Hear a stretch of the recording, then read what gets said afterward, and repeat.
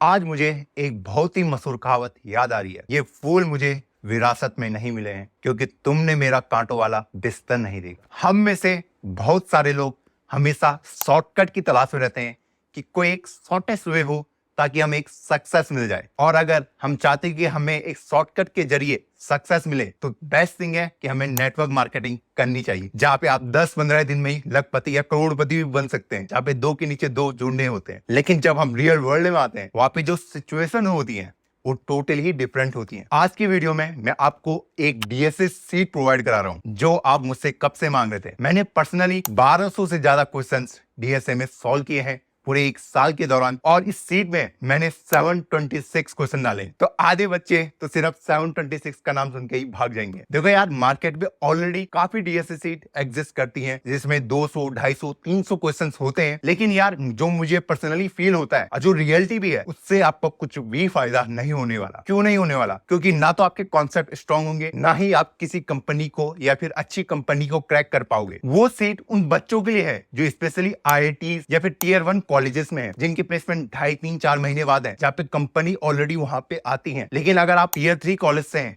जहां आपको कंपनी के बाद जाना होता है, वहां पे ये पॉसिबल नहीं है। मैं आपको एक ऐसी तस्वीर दिखा रहा हूं जो दिखने में तो अच्छी नहीं है, लेकिन सच्चाई वही है। देखो यार, जो टियर 1 कॉलेजेस होते हैं वहां अगर आपने 250-300 क्वेश्चन भी कर लिए तो वहां पे आपका प्लेसमेंट लग जाता है 10-15 लाख का। मैं खुद आईआईटी से था, मैंने फिर भी एफर्ट मार के खुद से 1200 से ज्यादा क्वेश्चन किए, क्योंकि मुझे वहां पे भी खुद के लिए बेस्ट पैकेज निकालना था और उसकी हेल्प से ही मैं उबर का सबसे बड़ा पैकेज निकाल पाया। तो यार, मैं 50 से ज्यादा कंपनीज में अपियर हुआ हूं कोडिंग राउंड में। मैंने ऑलमोस्ट सारी कंपनियां क्रैक करी हैं। सिर्फ कोऑर्डिनेशन जोड़ के मुझे किसी भी कंपनी में दिक्कत नहीं हुई है। तो मैं वो सारे क्वेश्चन जो मैंने अपनी जर्नी के दौरान कवर किए थे, वो मैंने इस डीएसए सीट में पूरे डाले हैं। मैंने 3 कोडिंग प्लेटफॉर्म से कोडिंग करी है: Geeks for Geeks, interview with leet code. मैंने इन तीनों के क्वेश्चन 1 बाय 1 पिक करके डीएसए सीट में डाले हैं। मैं पिछले 2 महीने से डीएसए सीट के ऊपर काम कर रहा हूं, और इस जर्नी के दौरान जब मैं अपनी कोडिंग भी कर रहा था तो मुझे पता चल गया था कि किस कोडिंग प्लेटफॉर्म की क्या एडवांटेज है और किस कोडिंग प्लेटफॉर्म की क्या डिसएडवांटेज है। अगर मैं एक सिंपल एग्जांपल लूं, अगर आप में से कुछ बच्चों ने डायनेमिक प्रोग्रामिंग करी होगी, जब मैं करता था अपने टाइम पे, वहां पे एक एग ड्रॉप प्रॉब्लम थी। तो वहां पे जब मैंने वो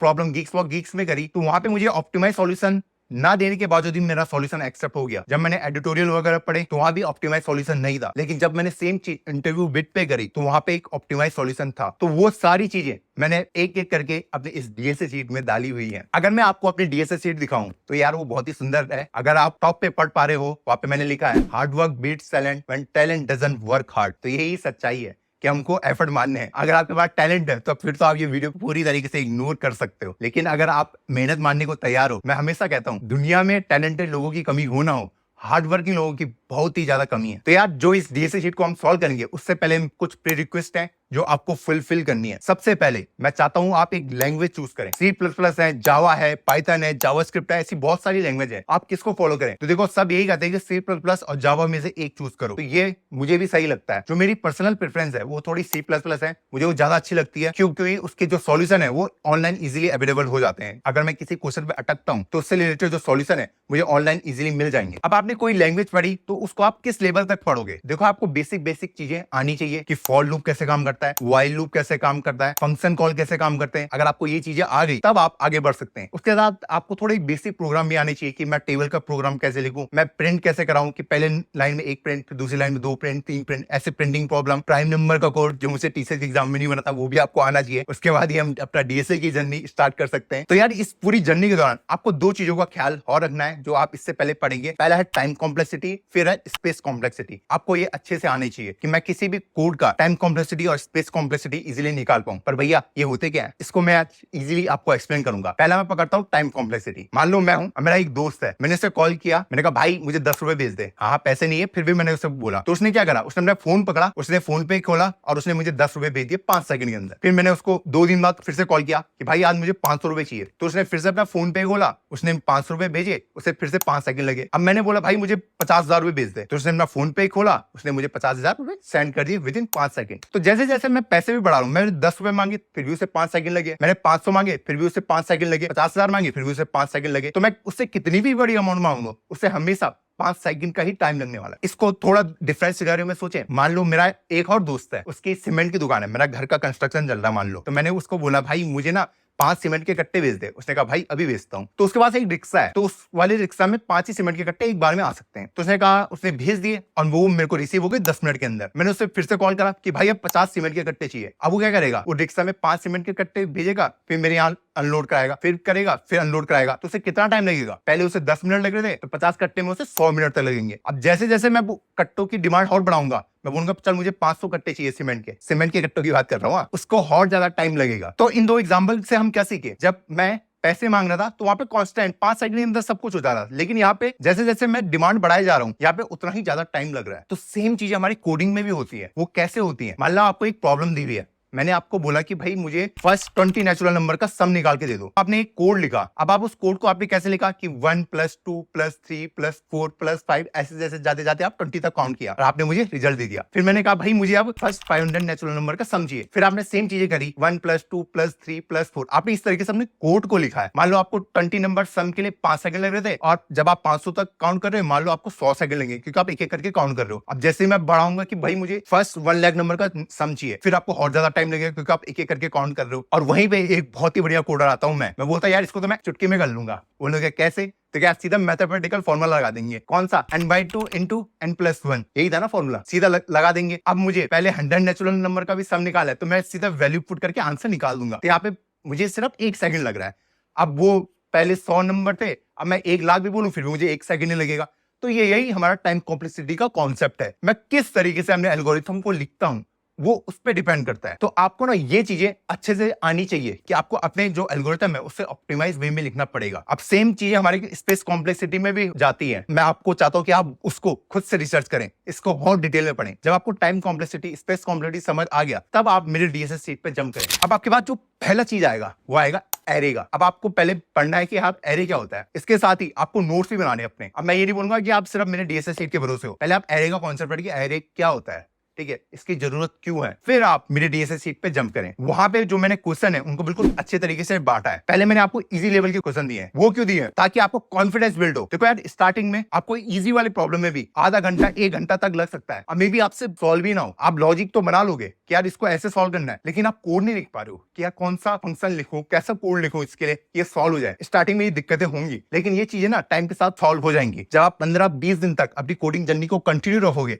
तो ये चीजें ना आपके लिए आसान बनती जाएगी। तो मैंने आपको बता दिया, आपको स्टार्टिंग में ये दिक्कत आने वाली है कि आपके लॉजिक बन गए लेकिन कोड नहीं हो रहा है, वो जल्दी ही सॉल्व हो जाएगी। तो मैं चाहता हूं कि जो इजी प्रॉब्लम है, आप स्टार्टिंग में 3-4 प्रॉब्लम डेली सॉल्व करो, ताकि आपका एक कॉन्फिडेंस बिल्ड हो जाए। जब आपने एक लेवल तक आपको कॉन्फिडेंस बिल्ड हो गया, उसके बाद हम मीडियम लेवल के क्वेश्चन सॉल्व करेंगे, उसके बाद हम हार्ड लेवल के क्वेश्चन सॉल्व करेंगे। तो यार मैंने क्वेश्चन इस तरीके से पिक करा है कि वो बिल्कुल एक लॉजिक बनाते हुए आगे चले। जो मैंने प्रीवियस जीएसएस सीट देखी है उसमें एक गलती ये थी कि कुछ एरे के क्वेश्चन है उसमें डायनेमिक प्रोग्रामिंग का लॉजिक लग रहा है, तो वो वाली चीजें मैंने अवॉइड करी है। लेकिन हाँ, मेरी डीएसएस सीट में आपको कुछ क्वेश्चन है ऐसे होंगे थोड़े रिपीटेड मिले, 8-10 क्वेश्चन, वो मैंने जानबूझ के रखे। क्यों रखे कि मैं चाहता हूँ आप उस क्वेश्चन को दोनों लॉजिक से सॉल्व करें, एरे के वाले से भी या फिर आप हीप यूज कर रहे हैं उस वाले लॉजिक से भी। उसके बाद आप स्ट्रिंग करेंगे। तो मैंने आपको सारी चीजें एक सीक्वेंस में दी है। आपको कुछ चीजों का बहुत ज्यादा ध्यान रखना है। जब आप लिंक लिस्ट पढ़ेंगे, वहां पे आपको पॉइंटर का जब कॉन्सेप्ट आएगा उसको आपको बहुत ध्यान से सुनना है, क्योंकि पॉइंटर में बच्चे बहुत ज्यादा अटकते हैं। जब आप एक बार पॉइंटर पढ़ लेंगे, आगे बढ़ेंगे, तो आपको ट्रीज वाले क्वेश्चन अच्छे से करने हैं। वहां पे आपको पता चलेगा यार ये रिकर्सन काम कैसे करता है रियल में। अगर आपको रिकर्सन समझ नहीं आता अच्छे से, तो आपको आगे बहुत ज्यादा दिक्कत होगी। आप ग्राफ में भी भटकोगे और डायनेमिक प्रोग्रामिंग में भटकोगे। इसलिए binary tree, binary search tree, इनको हमें अच्छे से करने हैं। जब आपको ये टॉपिक पढ़ लोगे, उसके प्रॉपर नोट सुनाओ, आपको पता चल जाएगा यार जो ये वाला कॉन्सेप्ट है ना, इसका एक लॉजिक है, उसको आप अपनी नोटबुक में बना दो। मैं ये नहीं कर रहा आपको 726 क्वेश्चन को ही पूरे अपनी नोटबुक में लिखने, नहीं। जो इंपॉर्टेंट क्वेश्चन है, जिसको देख के आपको लगा कि हाँ इसने मेरा माइंड ब्लो कर दिया, उसका सूडो कोड आप अपनी कॉपी में लिखें। क्योंकि ये तो होगा नहीं कि आप बार बार पूरी सीट को रिवाइज कर रहे हो। आपको अपना जो सूडो कोड होगा, मेरे एक छोटे फॉर्मेट में लॉजिक आप अपनी बुक में लिख लें या अपनी नोट्स में लिख लें, ताकि आपको लंबे टाइम तक याद रहे। जब आप ग्राफ पढ़ोगे तो यार वहां पे आपको 2 चीजें बहुत अच्छे से याद रखनी है, BFS ब्रेथ फर्स्ट सर्च और DFS डेप्थ फर्स्ट सर्च। इनको कब यूज करना है, किसको कब यूज करना है, अगर आपको ये वाला कॉन्सेप्ट पता चल गया, तो आपके लिए पूरा ग्राफ ही ईजी हो जाएगा। जब आप डायनेमिक प्रोग्रामिंग में आओगे, बच्चे बहुत ज्यादा मिस्टेक करते हैं। यहाँ पे बच्चे क्या करते हैं, इसको एक टेबल बनाते हैं, उससे सॉल्व करने की कोशिश करते हैं। ये बहुत ही गलत अप्रोच है। एज अ बिगिनर आप अटकोगे, मैं बता रहा हूं। मेरा खुद का 1.5-2 महीने बर्बाद होता है इसी अप्रोच से। अगर आप यूट्यूब पे बहुत सारे सॉल्यूशन देखोगे, वो आपको इसी टाइप के मिलेंगे, लेकिन हमें टॉप डाउन अप्रोच, हमें रिकर्सन विद मेमोराइजेशन यूज करके ही इसको सॉल्व करना है आगे, ताकि जो आपकी लॉजिक है वो और अच्छे हो। तो यार जब आप अपना ये डीएसए वाली जर्नी शुरू करोगे, आपके लिए कुछ दिन ऐसे होंगे जब आप बहुत ही हाई मोटिवेटेड फील करोगे। जब आप इजी लेवल के क्वेश्चन करोगे, आपको लगा यार मैं इस दुनिया का राजा हूं। लेकिन जब आप हार्ड लेवल के क्वेश्चन करोगे, वहां पे आपका जो कॉन्फिडेंस थोड़ा ड्रॉप हो जाएगा। तो उससे घबराना नहीं है। एक क्वेश्चन को हम पर्टिकुलर टाइम देंगे कि हाँ मैं इतना टाइम दूंगा। स्टार्टिंग में ये हो सकता है आपको 10, 15, 20, 25 मिनट का आप टाइम फ्रेम मान के चलो कि मैं इसको इतना दूंगा, फिर उसके बाद में सॉल्यूशन में जंप करूंगा। सॉल्यूशन आप कैसे देखेंगे, पहले आप अपना एक पर्टिकुलर टाइम लिमिट सेट कर लें कि मैं इतना टाइम पहले सोचूंगा, नहीं मिल रहा है फिर मैं हिंट देखूंगा, हिंट भी नहीं मिल रहा है तो मैं एडिटोरियल देखूंगा, एडिटोरियल से भी समझ नहीं आ रहा है तो मैं सीधा क्वेश्चन कॉपी करके यूट्यूब पे पेस्ट करूंगा, वहां पे आपको सारे सॉल्यूशन इजीली मिल जाएंगे। मैं कुछ पॉइंट मिस कर गया था वीडियो में, जैसे कि मैंने डे वाला आपको नहीं बताया कि मैंने डेज में भी बांटा है कि 240 दिन में आप कैसे इस पूरी सीट को सॉल्व कर सकते हैं। आप उससे पहले भी कर सकते हैं अगर आप अपनी कंसिस्टेंसी को बनाए रखें। कुछ ऐसे भी दिन आएंगे जहां आप 8 से 10 या 12 इजी क्वेश्चन इजीली सॉल्व कर लोगे, स्टार्टिंग में नहीं लेकिन लेटर हाफ में। मैं हमेशा इस बात पे जोर देता हूं, जब भी आप कुछ सीखते हैं उसको रियल वर्ल्ड के एग्जांपल से सीखो। जो भी हमारे ये कंप्यूटर ये सिस्टम बिल्ड हुए हैं ये रियल वर्ल्ड के ही हेल्प से हुए हैं। अगर मैं आपको एक सिंपल से एग्जांपल से इसको बताऊं तो यार मान लो आप हो और आपकी एक गर्लफ्रेंड है, आपको उसको लव लेटर भेजना है। आप मान लो पुराने जमाने में हो, वहां पे उस टाइम पे कुछ कंप्यूटर वगैरह नहीं हुआ करता था। अब आप क्या करोगे, पहले लव लेटर लिखोगे, ऊपर अपना एड्रेस लिखोगे कि हाँ मैंने भेजा है, फिर आप पोस्ट ऑफिस जाओगे, वहां पे स्टैम्प लगाओगे और लड़की का एड्रेस लिख के भेज दोगे। सेम चीज है हम टेक्नोलॉजी के वर्ल्ड में कैसे करेंगे। मान लो आप ईमेल कर रहे हैं किसी को, एक तो आपका ईमेल एड्रेस होगा जो यूनिक होगा। एड्रेस में क्या होता था उस जमाने में कि हर घर का एड्रेस अलग अलग होता था। सेम कॉन्सेप्ट उन्होंने यहाँ भी उठाया, सबके एड्रेस अलग अलग होंगे। आपने देखोगे ना सबका ईमेल एड्रेस यूनिक सा होता है। तो पहले आप अपना ईमेल एड्रेस डालोगे, फिर आपको अपनी गर्लफ्रेंड को जो भी ईमेल भेजना है उसका एड्रेस डालोगे और फिर आप उसको सेंड कर दोगे। तो सिंपल इतना ही है। सेम चीजें रियल वर्ल्ड से उठा के अपने कंप्यूटर वाले वर्ल्ड में लेके आए। जो वहां पे सर्विस प्रोवाइडर होता था वो इंडियन पोस्ट ऑफिस था। यहाँ पे कौन है, यहाँ पे गूगल है। वो वहां पे हमसे पैसे लेते थे हर उसके, यहाँ पे नहीं लेते डायरेक्टली पर इनडायरेक्टली लेते हैं, क्योंकि गूगल का पूरा ही इकोसिस्टम है। वो आपसे यूट्यूब एड से कमा लेगा पैसे, है ना। उनके पास डिफरेंट चीजें हैं पर सेम चीजें सेम कॉन्सेप्ट उन्होंने हमारे कंप्यूटर वाले वर्ल्ड में लेके आए। तो मैं हमेशा कहता हूँ कि यार जब भी आप कोई टॉपिक सीखे तो खुद को क्वेश्चन पूछना है, इसको मैं रियल वर्ल्ड के एग्जांपल से कैसे सीख सकता हूँ। एक बार एक राजा रहता है, उसके यहाँ पार्टी होने वाली होती है अगले 1 घंटे में। उसके यहाँ 1000 वाइन की बोतल रहती है और उसे पता चलता है कि एक वाइन की बोतल में किसी दुश्मन ने जहर मिला दिया है। अब उसके यहाँ गेस्ट आने वाले हैं। अब उसको उस बोतल को आइडेंटिफाई करना है विद इन 1 आवर की वो कौन सी जहर की बोतल है। अब जो जहर का रिएक्शन है वो ठीक उसका जो रिजल्ट होगा वो ठीक 1 घंटे बाद आएगा। अब राजा के पास बहुत सारी सिपाही हैं और वो किसी की भी बलिदान दे सकता है। जो आपने देखा होगा पिछले जमाने में ऐसे ही होता था, जो सर्वेंट लोग होते हैं उनकी जान की कोई वैल्यू नहीं होती थी। तो वही सेम चीज़ है। तो वो मिनिमम कितने लोगों की लाइफ को रिस्क में रखेगा ताकि वो उस जहर की बोतल को ढूंढ पाए। अगर मैं आपको हिंट दूं तो ये बाइनरी से सॉल्व हो सकता है। आप सोच के बताना इसका आंसर। और अगर सकते तो यार लास्ट में मैं एक लाइन बोलना चाहूंगा, आपको बहुत दिल छूने वाली है। अभी हम उस रेस में भागेंगे जहां पे हमें नहीं पता हम जीतने वाले हैं या हारने वाले हैं। मे बी ऐसा हो कि हम 100 बार उस रेस में हारें, लेकिन एक बार अगर हम उस रेस में जीत गए, जो पिछली 100 बार जो रेस हम हारे हैं उसका पूरा गम भूल जाएंगे। तो यार मैं मिलता हूं आपको किसी नई वीडियो में, तब तक के लिए bye bye. Take me back to a place where I felt at home. Take me back to a day when we weren't alone.